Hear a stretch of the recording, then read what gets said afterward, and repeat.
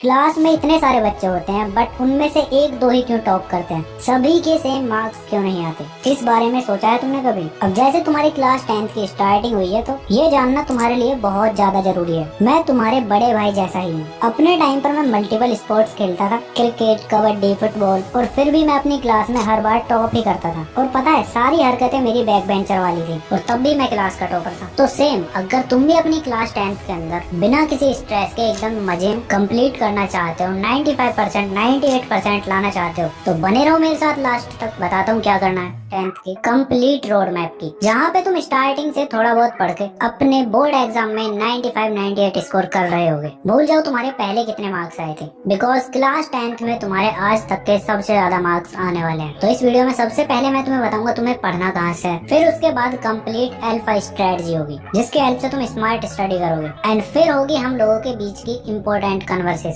जो कि हम लोगों का सीक्रेट होगा। इसको गलती से भी स्किप मत करना। तो स्टार्टिंग करते हैं डिसाइड करने वाले पार्ट से। कंफ्यूज हो गए ना, सोच रहे होगे भैया क्या बोल दिया, तो अब बता दूं। तो इसके अंदर सबसे पहले तुम्हें ये डिसाइड करना है कि तुम्हें पढ़ना कहाँ से है। स्कूल के टीचर को फॉलो करना है, या ट्यूशन टीचर से पढ़ना है, या किसी ऑनलाइन पेड बैच से तुम्हें पढ़ना है, या फिर तुम यूट्यूब से पढ़ोगे, वो भी फ्री में। अब इन चारों में से तुम कहाँ से पढ़ोगे कमेंट करके बताओ। और अगर तुम डिसाइड नहीं कर पा रहे हो, थोड़ा कंफ्यूज हो कि कहाँ से पढ़ा जाए, तो टेंशन क्यों लेते हो, मैं हूँ ना। आओ बताता हूँ क्या करना है तुम्हें। अब हमारे पास दो टाइप के बच्चे हैं। एक तो वो जिन्हें जल्दी से कोई टॉपिक समझ नहीं आता, और साथ ही साथ उनके बहुत ज्यादा डाउट होते हैं, मतलब खुद से क्वेश्चन सॉल्व नहीं होते, और उनको टीचर अपने सामने चाहिए ही उनके डाउट को सॉल्व करने के लिए। और इस स्टूडेंट की आंखें कमजोर हैं, स्क्रीन के सामने जब भी बैठता है तो सर दर्द होने लगता है। और वहीं दूसरी तरफ टाइप 2 के अंदर तुम्हें चीजें अच्छे से समझ आ जाती है, मतलब जल्दी समझ जाते हो, और डाउट रहते भी हैं तो उनको तुम सॉल्व कर लेते हो ऑनलाइन कहीं से भी देख के। और स्क्रीन टाइम में तुम्हारा सर दर्द बिल्कुल भी नहीं होता, तो तुम ऑनलाइन स्टडी की तरफ जा सकते हो।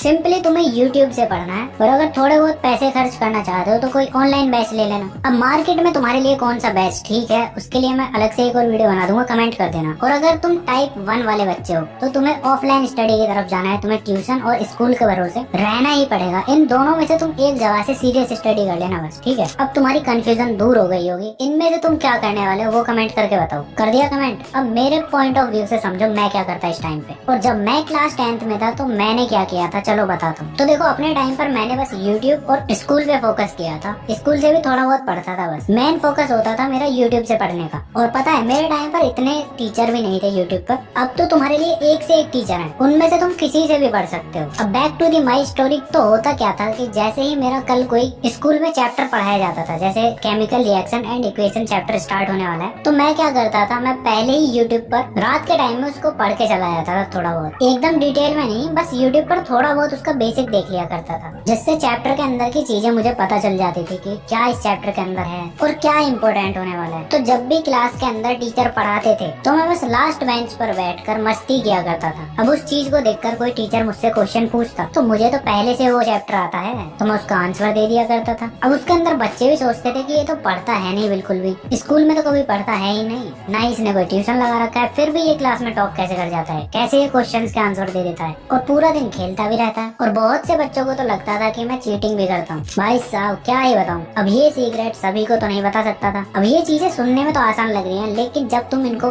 रियल लाइफ में इम्प्लीमेंट करोगे ना, वो करना टफ है। डेली कंसिस्टेंट रहना बहुत ही ज्यादा टफ है, और अगर तुम कंसिस्टेंट रह जाते हो तो यूज करना इस टेक्निक को, देखना कितना मजा आएगा। क्लास में तुम्हारा ऑरा प्लस में ही रहेगा हमेशा। पर टेंशन क्यों लेते हो, मैं हूं ना तुम्हारे साथ। साथ में मिलके एग्जाम को आग लगाएंगे। तो अब तुम्हें मेरी स्टोरी भी पता चल चुकी है और टेक्निक भी पता चल चुकी है, ठीक है। तो जो मैंने फॉलो किया था तुम उसको भी फॉलो कर सकते हो, बिकॉज यूट्यूब यार एकदम ऐसी मस्त चीज है ना, क्या ही बताऊं। तुम्हें कोई ऑनलाइन बैच भी लेने की जरूरत नहीं पढ़ने की, इतना सारा कंटेंट अवेलेबल है ना। डिटेल लेक्चर देखने हैं तो डिटेल लेक्चर देख सकते हो, वन शॉट देखने हैं वन शॉट, रिवीजन वीडियोस भी हैं। बट प्रॉब्लम यही है कि अब इतने सारे टीचर हो चुके हैं कि समझ नहीं आता कि किससे पढ़ें और कौन से टीचर बेस्ट रहेंगे। तो मेरी जान, उसके लिए भी टेंशन मत लो, कमेंट कर देना बस best YouTube teacher for class 10th। तुम्हें एक हफ्ते के अंदर वीडियो मिल जाएगी। अब यहाँ तक एकदम क्रिस्टल क्लियर हो चुका है। अब तुम्हारी अल्फा स्ट्रेटजी क्या होने वाली है, कैसे तुम्हें स्मार्ट स्टडी करनी है, चलो बताता हूँ। तो इस स्ट्रेटजी के अंदर सबसे पहले तुम्हें डेली 3 आवर्स की सेल्फ स्टडी करनी है, मतलब कि दिन के 3 घंटे ऐसे होने चाहिए जहाँ पे तुम खुद से पढ़ रहे हो। इसके अंदर तुम्हारा ट्यूशन का टाइम ऐड नहीं है, तुम्हें बस 3 घंटे की सेल्फ स्टडी करनी है, सिंपल। अब अगर तुम्हें कोई बोल रहा है ना कि क्लास 10th के अंदर तुम्हें 7 घंटे 8 घंटे की सेल्फ स्टडी करनी है, तो उसकी बात एक कान से सुनो और दूसरे कान से निकाल दो। और अगर कोई टॉपर भी ये बात बोल रहा है ना तो समझ जाओ वो झूठ बोल रहा है। बिकॉज क्लास 10th बहुत इजी क्लास है यार तुम्हारी। और जैसे अभी तुम्हारी स्टार्टिंग हुई है ना क्लास 10th की, तो तुम्हारे पास इतना टाइम है, अगर तुम 3 घंटे डेली पढ़ रहे हो तो काफी है तुम्हारे लिए। रात को बैठो, डिनर करके 7 PM से 10 PM तक पढ़ लो बस, ठीक है। अब इसके बाद सेकंड है, तुम्हें एक प्रॉपर प्लान बनाना है। अब ये प्लान होगा तुम्हारा अपने सिलेबस को जल्दी कंप्लीट करने का, जिसके अंदर तुम्हें अगले 6 महीने में अपने सिलेबस को कंप्लीट करना है। कैसे? तुम्हें 2 फेज में डिवाइड करना है। पहला फेज होगा तुम्हारा 3 मंथ का, जिसके अंदर तुम अपने हाफ सिलेबस को कंप्लीट करोगे। और सेकंड फेज होगा तुम्हारा नेक्स्ट 3 मंथ का, जिसके अंदर तुम अपना बचा हुआ सिलेबस कंप्लीट करोगे। अगर तुम इस वीडियो को मार्च में देख रहे हो तो सितंबर तक तुम्हें अपने सिलेबस को कंप्लीट करना है। अप्रैल में देख रहे हो तो अक्टूबर तक, और मई में देख रहे हो तो नवंबर तक तुम्हें अपने सिलेबस को कंप्लीट करना है। अब कौन कौन से चैप्टर्स तुम्हें कैसे पढ़ने हैं, किस डे पर कौन सा चैप्टर करोगे, इसके लिए भी मैं अलग से एक वीडियो बनाऊंगा। अभी फोकस करते हैं अपनी इस अल्फा स्ट्रेटजी पर, जिसके अंदर तुम्हें कैसे पता चलेगा कि तुम्हारा एक चैप्टर कंप्लीट हो चुका है, मतलब कि एग्जाम के लिए तुम रेडी हो। उसके लिए तुम्हें बस ये 4 स्टेप्स को फॉलो करना है, जिसमें सबसे पहले तुम यूट्यूब पर जाओगे, जो भी चैप्टर पढ़ना है तुम्हें उसकी डिटेल वीडियो देखनी है, वन शॉट लेक्चर नहीं। और जैसे ही वीडियो कंप्लीट हो जाती है उसके बाद एनसीईआरटी उठाओ और उसको लाइन बाय लाइन पढ़ो। और मैथ्स पढ़ रहे हो तो उसके अंदर तुम्हें अपने एग्जाम्पल्स और बैक एक्सरसाइज वाले क्वेश्चंस को जरूर सॉल्व करना है, इन्हीं की प्रैक्टिस करनी है बस, ठीक है। जब वो कंप्लीट हो जाता है तो उसके बाद तुम नोट्स बनाओगे, बिकॉज नोट्स बहुत ज्यादा इंपॉर्टेंट है। और नोट्स बनाने नहीं आते तो उसके लिए भी मैं एक और वीडियो बना दूंगा, कमेंट कर देना। जब तुम्हारे नोट्स कंप्लीट हो जाते हैं तो उसके बाद तुम स्टेप 4 में सॉल्व करोगे PYQs, means previous year questions. Last 5 years के PYQs लगा लो, बस तुम्हारे लिए काफी है। अगर तुम ये 4 चीजें कर लेते हो तो तुम्हारा एक चैप्टर कंप्लीट हो जाएगा। बट फिर भी अगर तुम्हारे अंदर वो कीड़ा है ना कि हाँ यार और प्रैक्टिस करनी है, तो उसके लिए क्वेश्चन बैंक ले लेना या फिर स्टैंडर्ड बुक्स ले लो। मैथ्स में तुम RS अग्रवाल ले सकते हो और साइंस में S चंद। बट अगर मेरी मानो ना तो स्टैंडर्ड बुक्स लगाने की तुम्हें जरूरत है ही नहीं। क्वेश्चन प्रैक्टिस के लिए क्वेश्चन बैंक इनफ है। तुम्हें बस यही करना है, वन शॉट वीडियो देखो,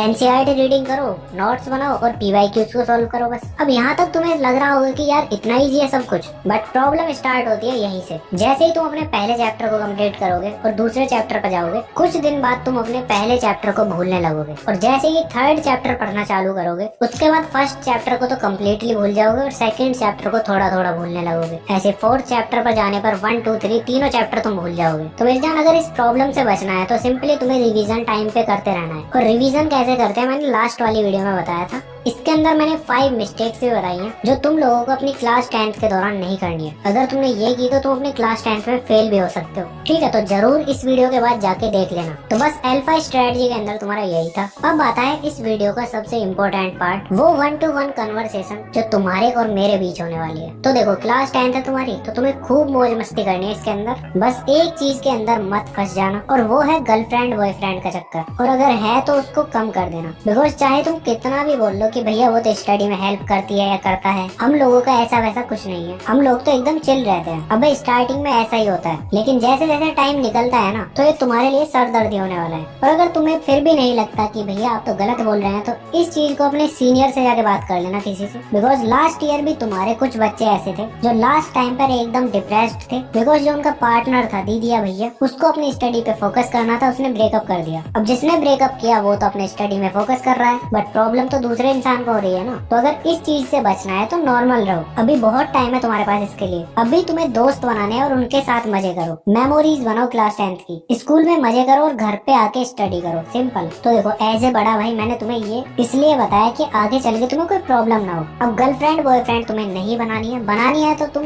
टू डू लिस्ट बनाओ, और इसके अंदर तुम डेली रात को बैठो 5 से 10 मिनट के लिए, और उस लिस्ट के अंदर लिखो तुम्हें कल क्या क्या पढ़ना है और आज क्या क्या तुमने किया। तो बस टू डू लिस्ट बनाओगे तो तुम्हें ज्यादा खुशी मिलेगी। तो सीरियस बिल्कुल भी नहीं होना, एकदम चिल रहो। पता चला टेस्ट में मार्क्स कम आ गए तो फिर टेंशन लेने लगे, उस चीज को एकदम फीडबैक की तरह लो बस। जितना मस्त रह के स्टडी करोगे उतनी ज्यादा अच्छी स्टडी होगी। अब थर्ड इम्पोर्टेंट बात है तुम्हारी होमवर्क से रिलेटेड। अपने स्कूल के होमवर्क को तुम्हें कभी भी कंप्लीट नहीं करना है, मतलब कि ज्यादा सीरियस नहीं लेना है। पता चला होमवर्क कोई घंटों घंटों तक कर रहे हो, ज्यादा होमवर्क मिलता है तो थोड़ा बहुत करो, थोड़ा बहुत छोड़ दो। बिकॉज इसके लिए तुम्हें कोई अवार्ड नहीं मिलने वाला कि तुमने होमवर्क कंप्लीट कर रखा है। तो यही 1-to-1 कन्वर्सेशन थी हम लोगों की।